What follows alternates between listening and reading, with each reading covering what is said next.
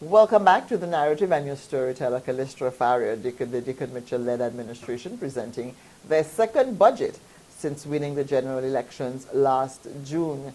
The Minister of Finance, Dennis Cornwall, presented the $1.6 billion package to a not-so-packed House of Representatives.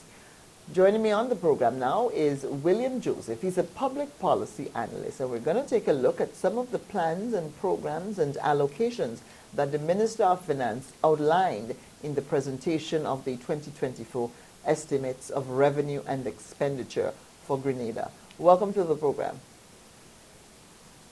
Well, thank you very much, and good day to your listeners and viewers. So, what did you think of the presentation? Yeah, well, first off, I think we ought to say that, a budget really is the financial response of the administration to the needs, at least some of the needs of the society and the economy now, so that therefore every budget must have, in my view, a strategic purpose. And in that case, we would view it as an instrument of development. Also, I think for many people, they look to the budget as some sort of basis for optimism in the country in which they live.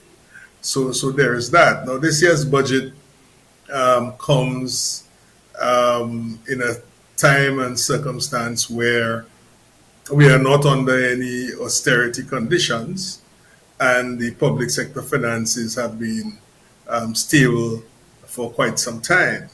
So there's nothing that is really rocking the boat, and no major deficiencies as far as we can tell, and as far as the accounting was presented to us in the budget documents.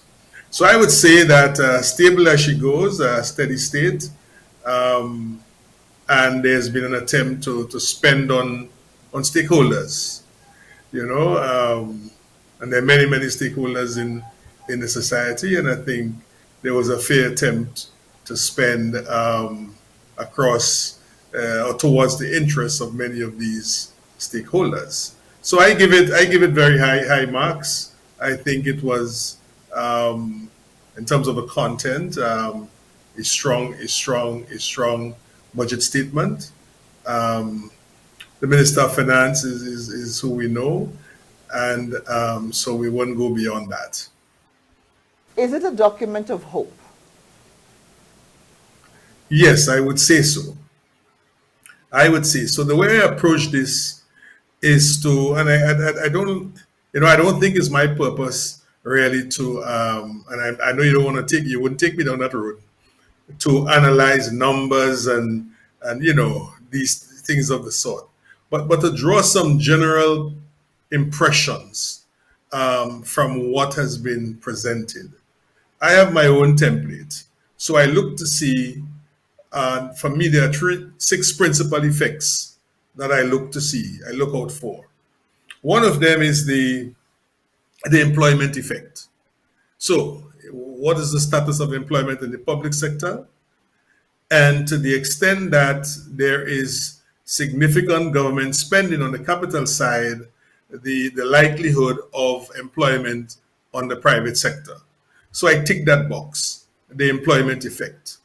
I look at the taxation effect, and I hesitated on ticking the box because my own bias was to look for some relief in one or two of the tax types and so on that we face. What we have is a situation where no new taxes have been presented or imposed, and that therefore there is stability insofar as the tax regime is concerned. Businesses are always happy with that insofar as taxes that they are called upon to pay are concerned. Ordinary people, workers and so on, always look for some tax relief, on the income tax side and so on and so on. So the tax thing, I wasn't quite sure I could tick that box, although I could not put an X in it.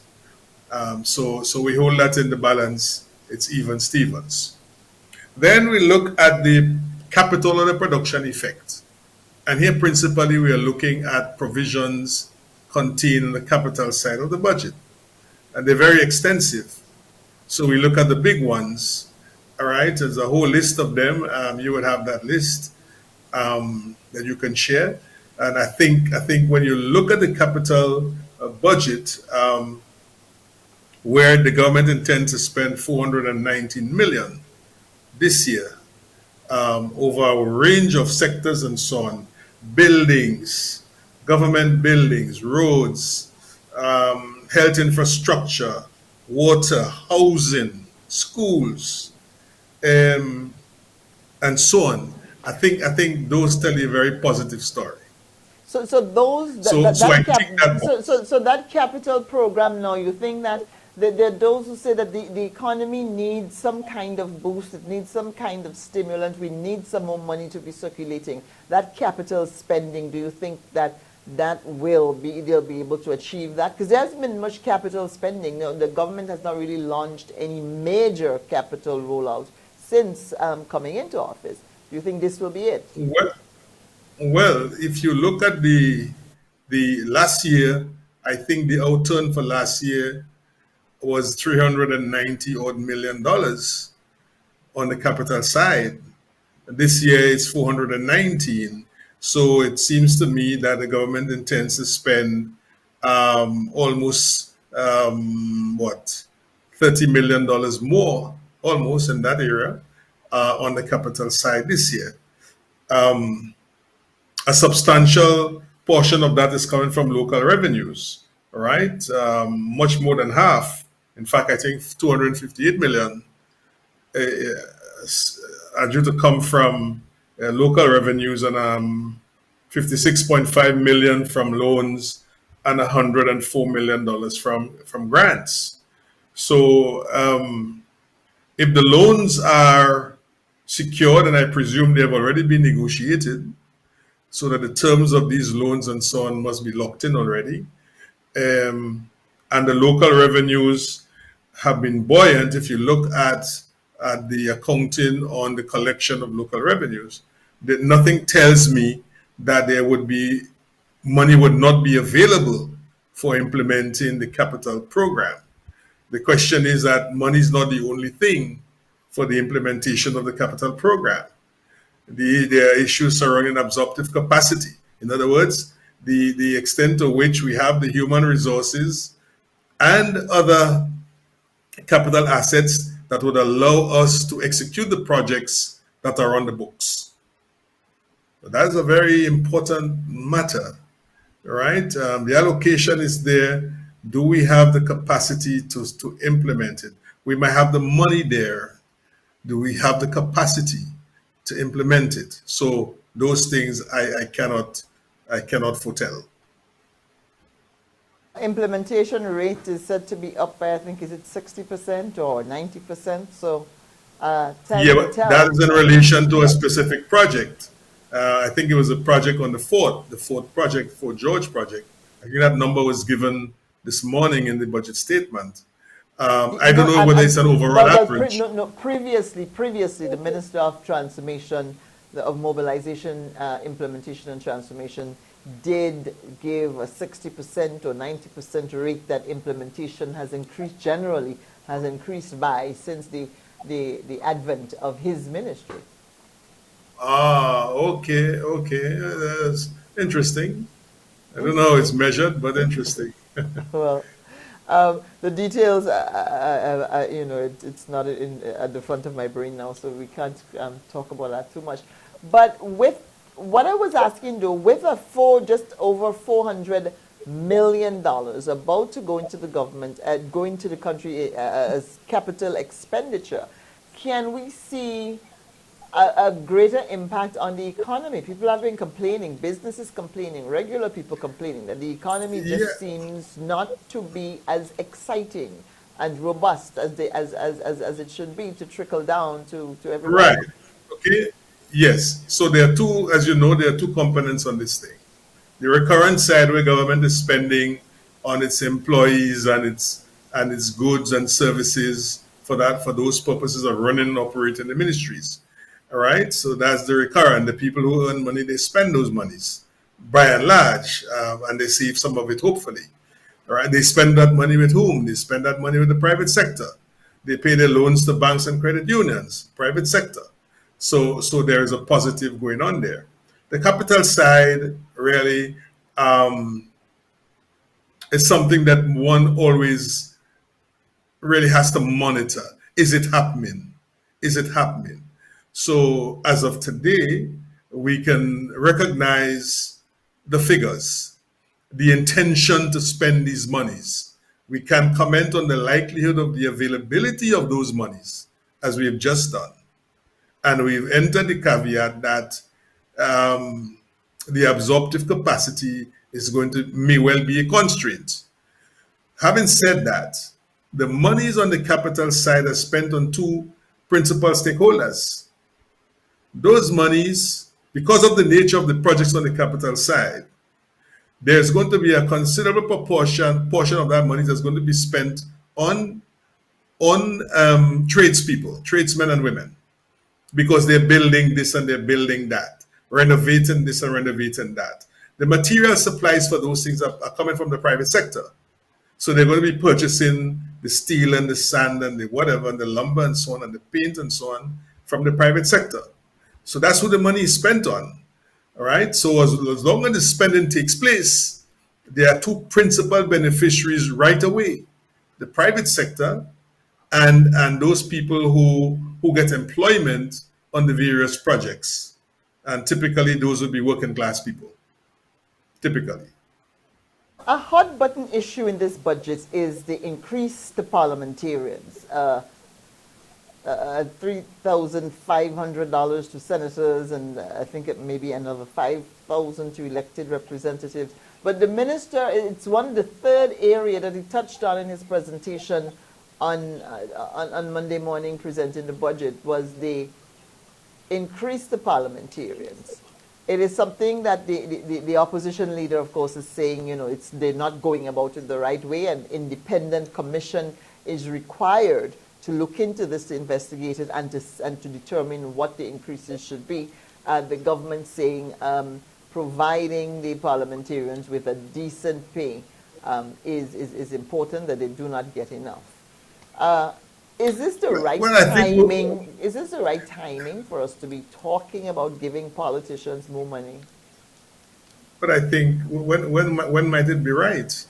I think it's right when the resources are available, and when there's a fairly equitable sharing that is going on in the economy regarding what the government is collecting. So that's on the one side. On the other side is the issue of obligations. What is it that the typical member of parliament is required to do? What is confronting him or her at the constituency level in terms of demands placed by constituents? Where is he going to finance those demands from, he or she? So I don't know that there is any law. Certainly there isn't. So there might well have been a practice where people are essentially afraid of themselves, as they say, government and opposition historically. So they say, watch, for us to move these things, let us get an independent body. But there's nothing that says that a government could not, which is what I drew from some of the comments made by the minister this morning, that they looked at the levels prevailing in other sister economies across this Caribbean, what they are paying to MPs and so on, and I think that would be a good guide. So if, for example, St. Vincent the Grenadines, which is known to have the lowest paid folks in the region, let's take the sub-region. There is a recent official report testifying to that. If they are paying their MPs something near to what the minister announced this morning for Grenada, what's the problem? So no, I don't think it is defeated by any notion of it being arbitrary. I think it can stand as justified based on A, the state of the public finances, B, the demands that are placed on MPs by their constituents, and the need for members of parliament. Listen, members of parliament must have stature. You must have stature. One of the things in our society that goes to stature is your ability to finance what's facing you. Otherwise, I mean, you're MP and people come with all kinds of needs, presumably. I've heard of that, some of that over the years. How do you respond? Go into your own private little savings? And if you don't, because this is what the guys are faced with, you know. If you tell a constituent I ain't able, people go away and say you're mingy and stingy and you're the worst person. So no, taking away that emotional comment, I think that it strikes me as being fair, as being justified, and also as being affordable in the present circumstances. And I don't think anybody could prevail against that kind of judgment, that kind of wisdom, by notions of what? Independent body to look into it and so on and so on. There's no law that says that. And in any event, in many of these issues concerning public life, we it's convenient for us sometimes to hold on to law and regulations. But there are many times when the issue ought not to be decided simply on the basis of law, but rather on the basis of wisdom. Is it wise to do so? If it doesn't contradict the law and it is wise to do so, why not do it if the other criteria are satisfied? So I gave you a long response to that. This is The Narrative. I'm on with William Joseph, Public Policy Analyst. We're assessing the Grenada 2024 National Budget. More when we come back.